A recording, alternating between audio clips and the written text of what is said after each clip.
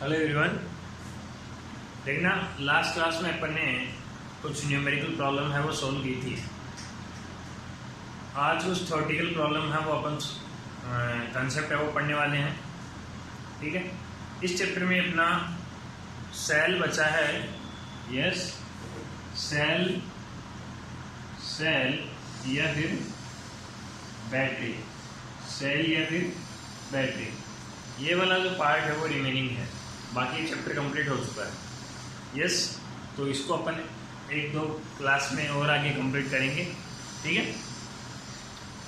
हाँ, एक बच्चे का डाउट था, उसको मैं क्लियर कर देता हूँ। सॉल्यूशन ऑफ आयंस क्या होता है या इसका कंडक्टिविटी पे क्या फर्क पड़ता है।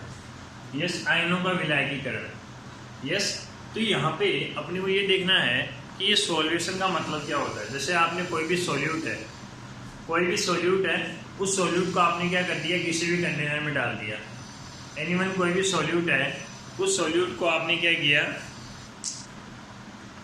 यस, उस सॉल्यूट को आपने कंटेनर में डाल दिया। ठीक है, जैसे यहाँ पे मैंने एक सॉल्यूट लिया है NaCl।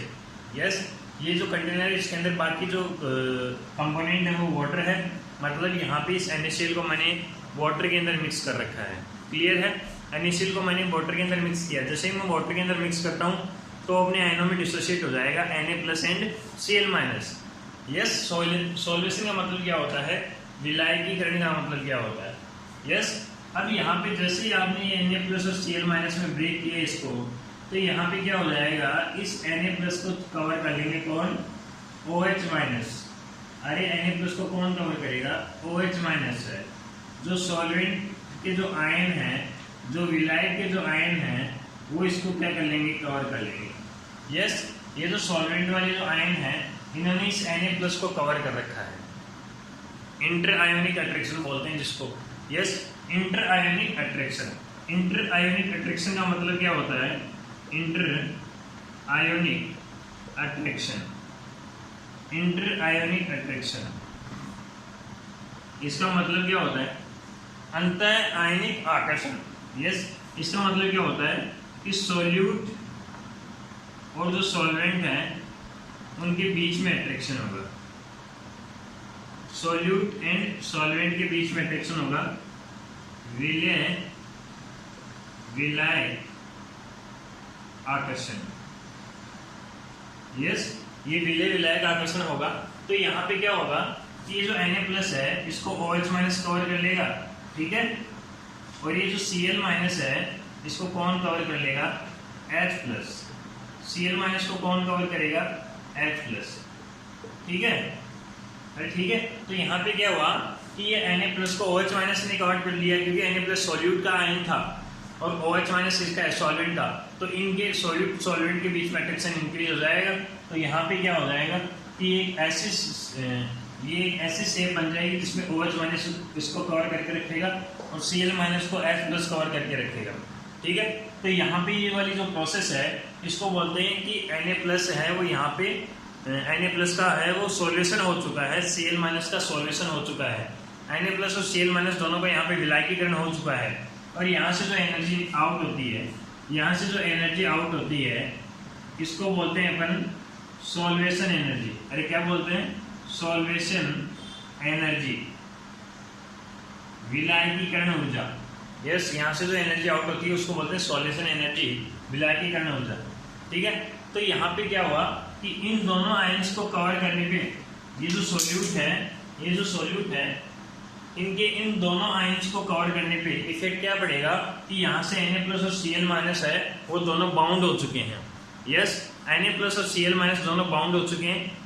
बाउंड होने का मतलब ये हुआ कि जैसे अगर ये अट्रैक्शन नहीं होता तो Na+ और Cl- इस सॉल्यूशन के अंदर फ्रीली मूवमेंट कर सकते थे। यस, बट जैसे ही यहाँ पे इंटर आयनिक अट्रैक्शन हुआ, सॉल्यूशन हुआ, विलायकीकरण हुआ, तो उसके बाद में क्या हो गया कि ये जो आयन है Na+ एंड Cl- ये दोनों के दोनों बाउंड हो चुके हैं। इसका मतलब ये फ्रीली मोशन नहीं कर सकते, अब ये गति नहीं कर पाएंगे। और यस, जब आयनों का मोशन, अगर आयनों का मोशन ऑफ आयंस, यस, आयनों की गति अगर कम हो जाती है, मोशन ऑफ आयंस अगर डिक्रीज होता है, तो वहां पे क्या हो जाएगा, कंडक्टिविटी भी डिक्रीज हो जाएगी। यस, वहाँ पे कंडक्टिविटी भी डिक्रीज हो जाएगी, चालकता भी कम हो जाएगी, क्योंकि जो आपके आयंस हैं वो क्या हो चुके हैं, बाउंड हो चुके हैं, बंध चुके हैं। यस, किसके द्वारा, सॉल्वेंट के आयंस के द्वारा। क्लियर है? तो ये इंटर आयनिक अट्रैक्शन होता है, ठीक है। इसकी वजह से यहाँ पे कंडक्टिविटी डिक्रीज हो जाती है, क्योंकि ये घूम फिर नहीं सकते, दोनों के दोनों बंधे गए हैं। क्लियर है? तो ये होता है सॉल्वेशन ऑफ आयंस। आयनों का सॉल्वेशन हो गया किसके द्वारा, सॉल्वेंट के जो आयंस हैं, ये सॉल्वेंट के जो मॉलिक्यूल हैं उनके द्वारा इसका क्या हो गया, सॉल्वेशन हो गया। क्लियर है? बहुत ही सिंपल कंसेप्ट था। तो याद रखना है, अगर किसी भी कंपाउंड का सॉल्यूशन होता है तो वहाँ पे जो फ्रीली मोशन है आयंस का वो क्या हो जाता है, डिक्रीज हो जाता है, और उसके डिक्रीज होने पे उसकी कंडक्टिविटी, सॉल्यूशन की कंडक्टिविटी भी क्या हो जाएगी, डिक्रीज हो जाएगी। क्लियर है? अरे क्लियर है? इसके आगे है, अपन चैप्टर पे चलते हैं। देखना इसमें क्या है कि अपन एक सेल और बैटरी स्टार्ट करने वाले हैं, ठीक है। तो इससे पहले एक छोटी सी अपन चीज पढ़ने वाले हैं, क्या कि एक होता है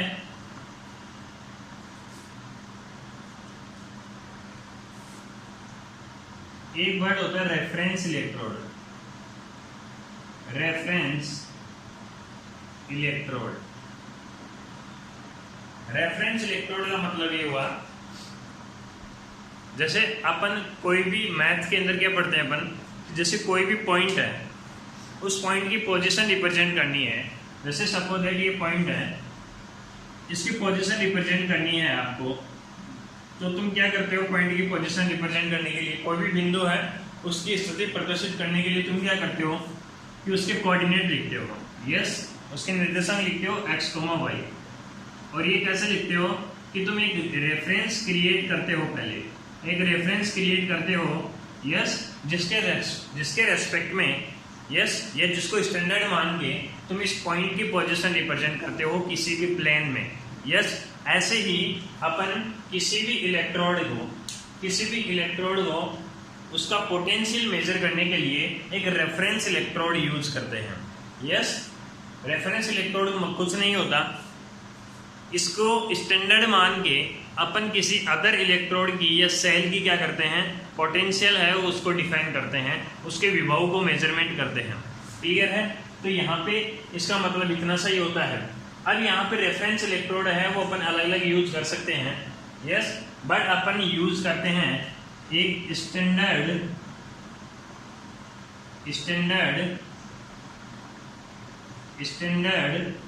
हाइड्रोजन इलेक्ट्रोड, जिसको तुम बोलते हो SHE। Yes, SHE, standard hydrogen electrode, मानक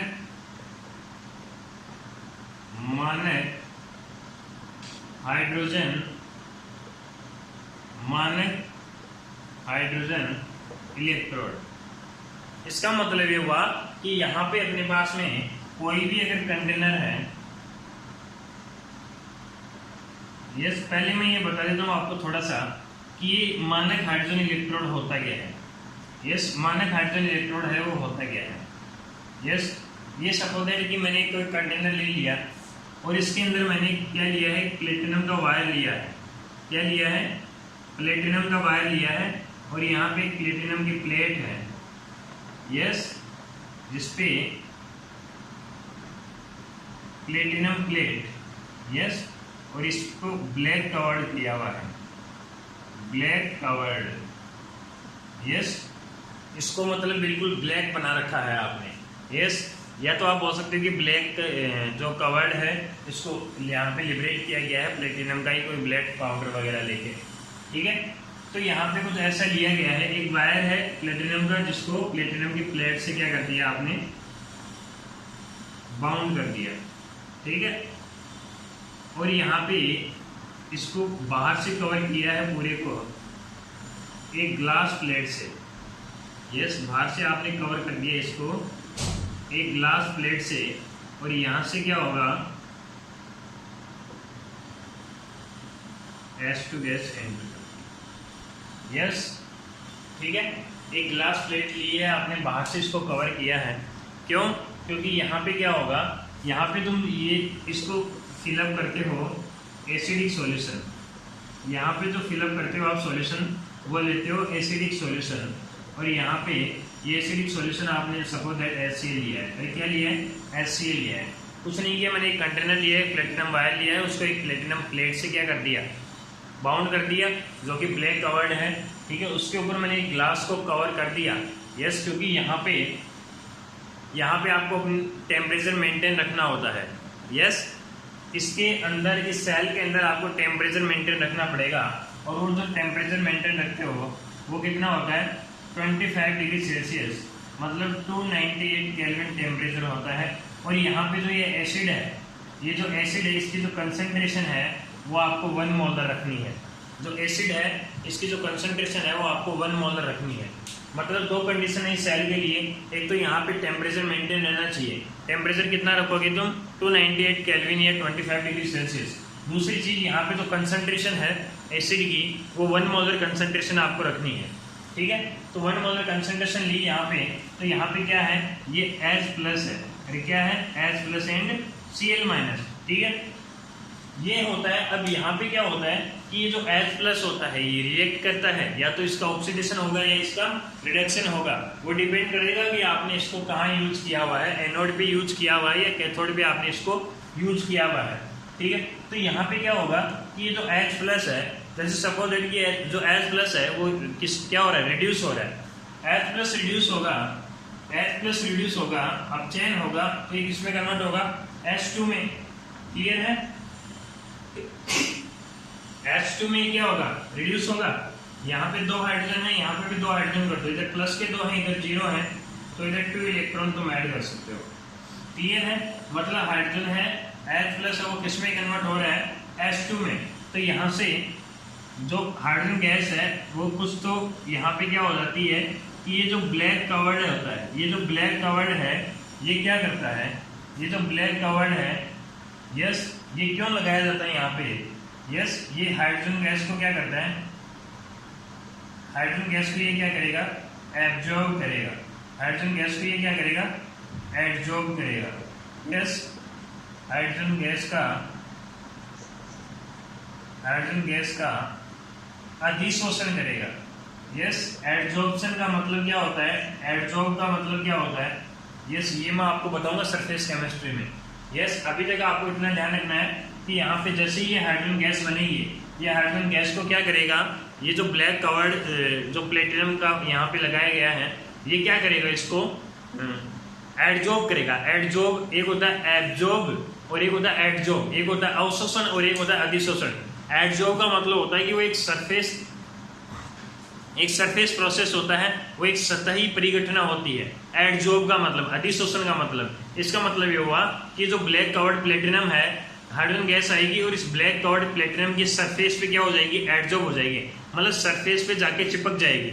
उसी प्रोसेस को अपन बोलते हैं एडजॉर्प्शन या एडजॉर्ब, अधिशोषण। क्लियर है?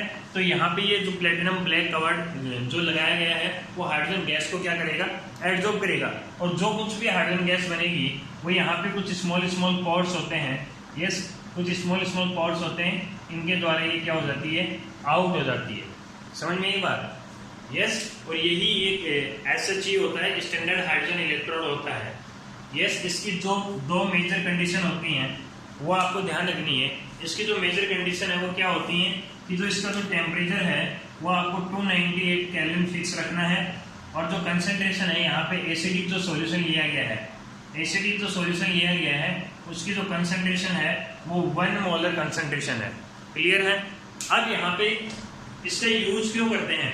क्योंकि इसको स्टैंडर्ड मान के मैं किसी अदर इलेक्ट्रोड का पोटेंशियल डिफाइन कर सकता हूँ। इसको मानक मान के मैं किसी दूसरे इलेक्ट्रोड का विभव ज्ञात कर सकता हूँ। वो कैसे करूँगा? जैसे सपोज है कि मैंने यहाँ पे इसके साथ में मैंने एक कॉपर इलेक्ट्रोड लिया है। यस, कॉपर इलेक्ट्रोड लिया है मैंने इसके साथ में, मतलब मैंने एक सेल बनाया है जिसमें मैंने 2 इलेक्ट्रोड लगाने होते हैं। यस, अब मैं कॉपर इलेक्ट्रोड की स्टैंडर्ड वैल्यू डिफाइन करता हूँ। स्टैंडर्ड वैल्यू,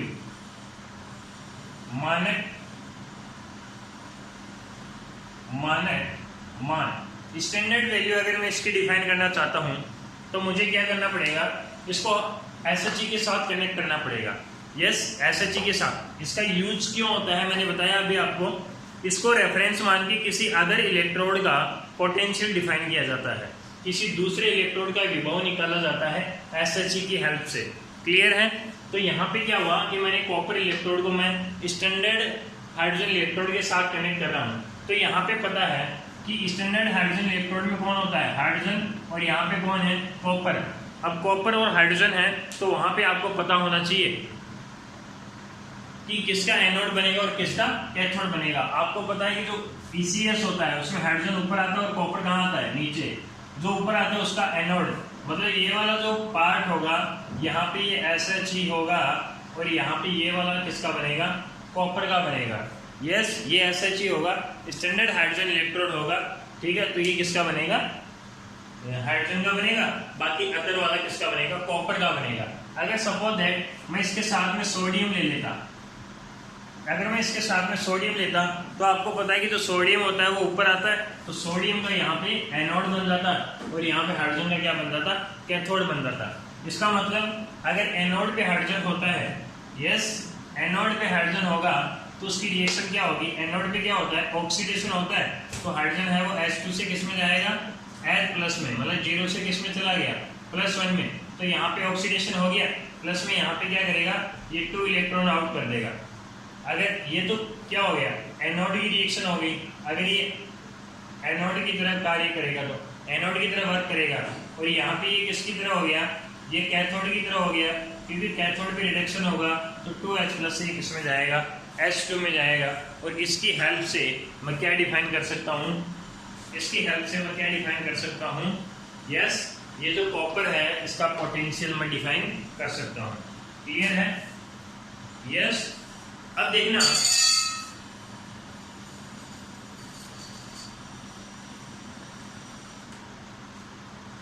अब देखना यहां पे तुम क्या करोगे,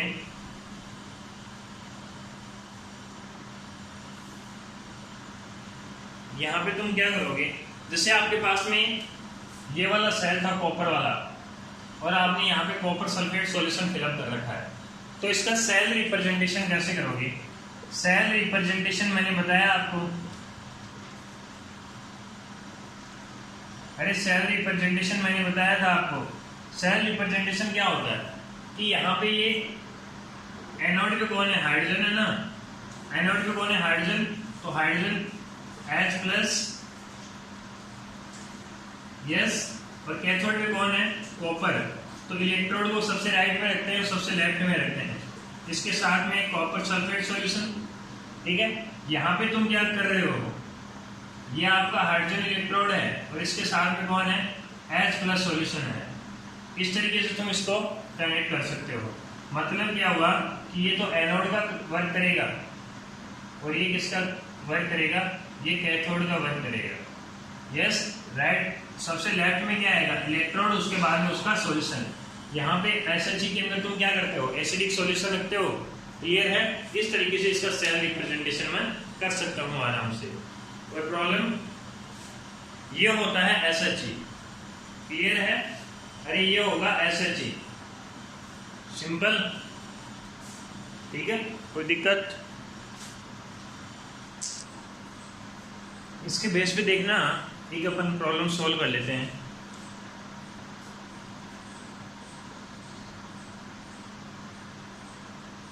determine the standard hydrogen potential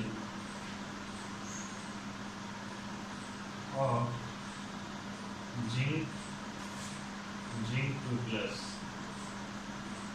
Determine the standard hydrogen potential of zinc 2+. मतलब एक इलेक्ट्रोड आपने ये ले लिया, ये इलेक्ट्रोड आपने लिया है, यस, ये इलेक्ट्रोड का यूज करके आपको इसका पोटेंशियल डिफाइन करना है। यस, और इनसे जो सेल बनेगा उसका पोटेंशियल आपको गिवन है प्लस में 0.76 वोल्ट। ठीक है, तो यहाँ पे आपको पता है स्टैंडर्ड हाइड्रोजन की बात आई है तो एक इलेक्ट्रोड तो हाइड्रोजन वाला होगा और एक इलेक्ट्रोड होगा जिंक वाला।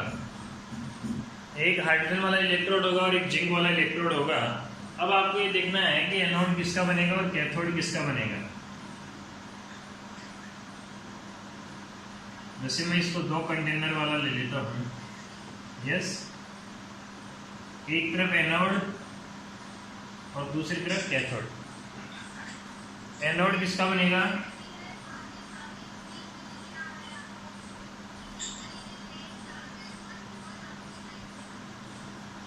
एनोड किसका बनेगा? जिंक ऊपर आता है और हाइड्रोजन कहाँ आएगा? नीचे। अरे जिंक ऊपर आएगा और हाइड्रोजन कहाँ आएगा? नीचे। यस, तो हाइड्रोजन का क्या बन जाएगा? कैथोड। मतलब हाइड्रोजन का कैथोड बनेगा और जिंक का क्या बनेगा? एनोड। ठीक है, और आप इसको किसी वोल्टमीटर वगैरह से कनेक्ट कर देते हो। और ये शॉर्ट ब्रिज आपने यूज की है। मैं आपको बता रहा हूँ कि सेल का फॉर्मेशन कैसे होता है। यहाँ पे आपने सपोज दैट जिंक सल्फेट का सॉल्यूशन डाल दिया और यहाँ पे आपने सपोज दैट HCl का सॉल्यूशन डाल दिया, ये सेल बन गया है। ठीक, कुछ नहीं करना आपको, इसका सेल रिप्रेजेंटेशन करके देख लेते हैं एक बार। एनोड पे कौन है? जिंक। इसके साथ में कौन है? Zinc sulphate. बीच में सॉल्ट ब्रिज है, हाइड्रोजन का इलेक्ट्रोड है और इसके साथ में कौन है? H+। यहाँ पे क्या आएगा? H+। या तुम HCl भी लिख सकते हो। ये इसका सेल रिप्रेजेंटेशन हो गया। इसके लिए ई सेल निकालोगे स्टैंडर्ड वाला, वो क्या होगा? ई कैथोड माइनस ई एनोड। अरे यस की ना, सेल का आपको कितना गिवन दिया हुआ है? 0.76। कैथोड किसका बना है? कैथोड किसका बना है? हाइड्रोजन का। यस, रिडक्शन पोटेंशियल लिखेंगे यहाँ पे, तो 2H+H2। अरे यस, 2H+H2 रिडक्शन करेंगे तो +1 से 0 में गया। माइनस ई एनोड पे क्या होता है? ऑक्सीडेशन होता है, बट इस फॉर्मूले के अंदर अपन रिडक्शन पोटेंशियल रखेंगे। तो यहाँ से जिंक 2+ में जाएगा, तो जिंक 2+ से जिंक, मैंने रिडक्शन पोटेंशियल रखा है। तो 0.76 सेल का आपको गिवन है, इसका आपको गिवन नहीं है। इसका डिफाइन करना है आपको। इसका डिफाइन करोगे तो आपको पता है हाइड्रोजन है। ECS में आपने देखा था कि हाइड्रोजन के आगे मैंने 0 लिखा था। यस, हाइड्रोजन के आगे मैंने 0 रखा था। तो जो हाइड्रोजन है इसका जो पोटेंशियल होता है वो 0 होता है। Clear?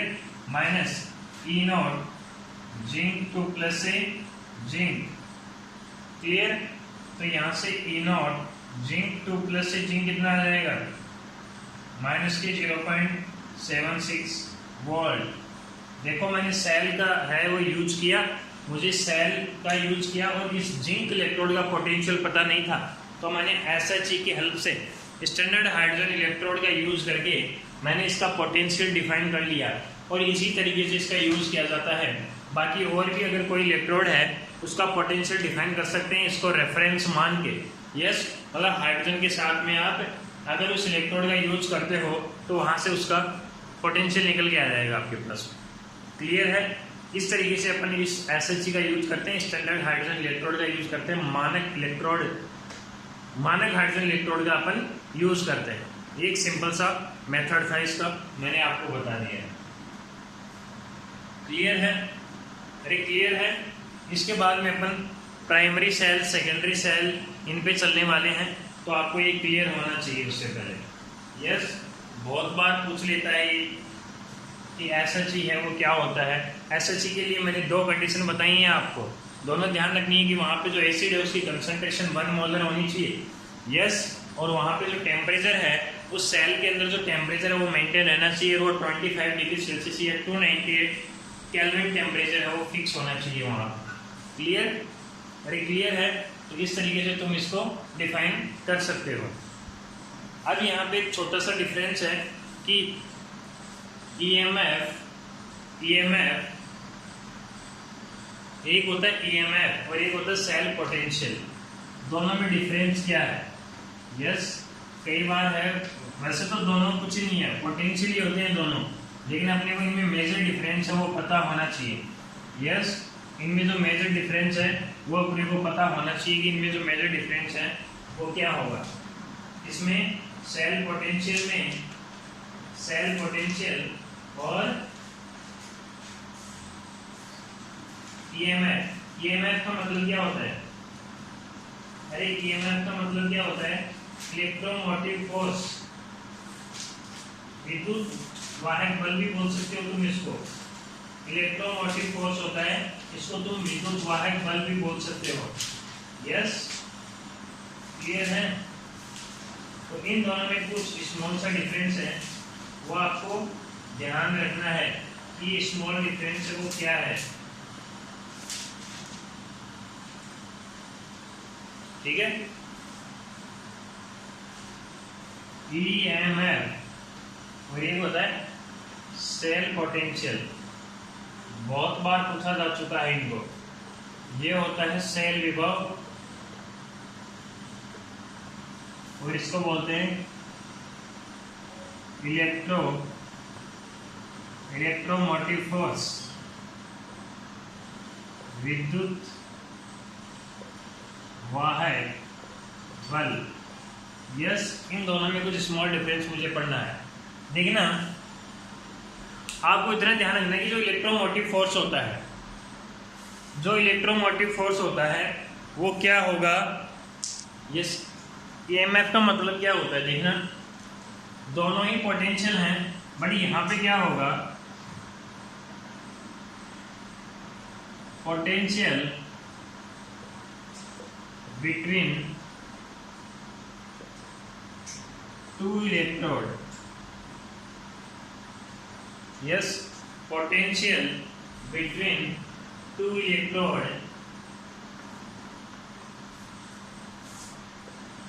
when no current flow in the circuit. Potential between two electrode when no current flow in the circuit.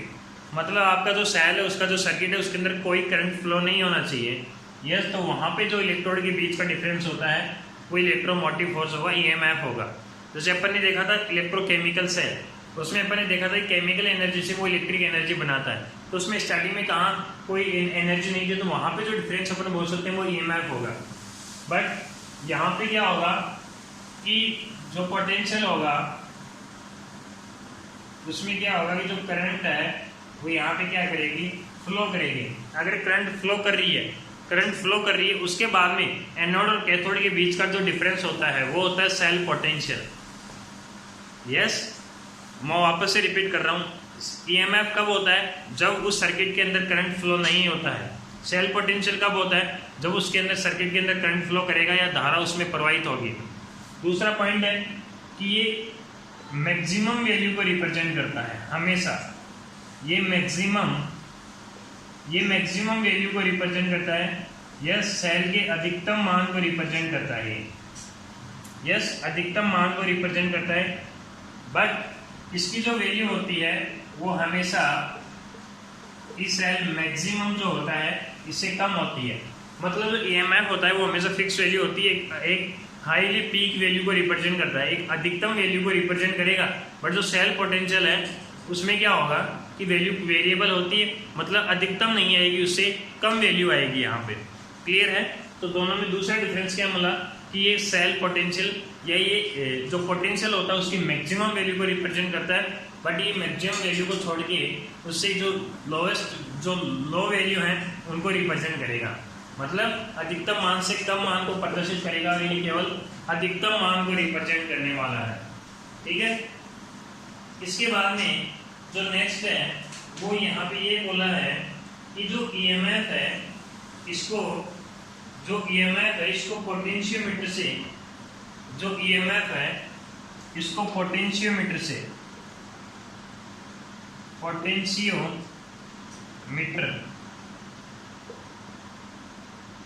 Major किया जाता है। इसको पोटेंशियोमीटर से मेजर किया जाता है और इसको वोल्टमीटर से मेजर किया जाता है। यस, वोल्टमीटर और इसको पोटेंशियोमीटर मतलब विभवमापी। यस, ठीक है? ये ध्यान रखना है थोड़ा सा इसमें कि इसको पोटेंशियोमीटर से रिप्रेजेंट किया जाता है, उसको वोल्ट मीटर से रिप्रेजेंट किया जाता है। ये बहुत ही स्मॉल डिफरेंस था जो आपको याद रखना है। ईएमएफ वापस मैं बोल रहा हूँ, potential between two electrode when no electrode flow in circuit. Yes, उस परिपथ के अंदर कोई भी विद्युत धारा प्रोवाइड नहीं हो रही तो वहां पे जो विभव का जो डिफरेंस होगा, विभव का जो अंतर होगा, उसको बोलते हैं ईएमएफ, इलेक्ट्रोमोटिव फोर्स, विद्युत वाहक बल। बट जो सेल पोटेंशियल होता है वो अपन करंट की प्रेजेंस में डिफाइन करते हैं। यस, ये मैक्सिमम वैल्यू को रिप्रेजेंट करेगा हमेशा, और ये मैक्सिमम से लेस वैल्यू को रिप्रेजेंट करेगा। ये इसको पोटेंशियोमीटर से मेजर किया जाता है, विभव मापी से मापा जाता है, और इसको वोल्ट मीटर से मेजर किया जाता है। यस, क्लियर है? इस तरीके से अपन यहाँ पे कर सकते हैं। बाकी जो नेक्स्ट होगा उसमें अपन क्या करने वाले हैं, कुछ बहुत ही इंपॉर्टेंट प्राइमरी सेकेंडरी सेल को लेके आने वाला हूँ। वो थोड़ी बड़ी वीडियो होगी। यस, आज शाम को है वो आपकी लाइव क्विज है, इलेक्ट्रोकेमिस्ट्री इसी चैप्टर की है, क्विज है, तो 8 बजे तुम तैयार रहना। Okay, thank you.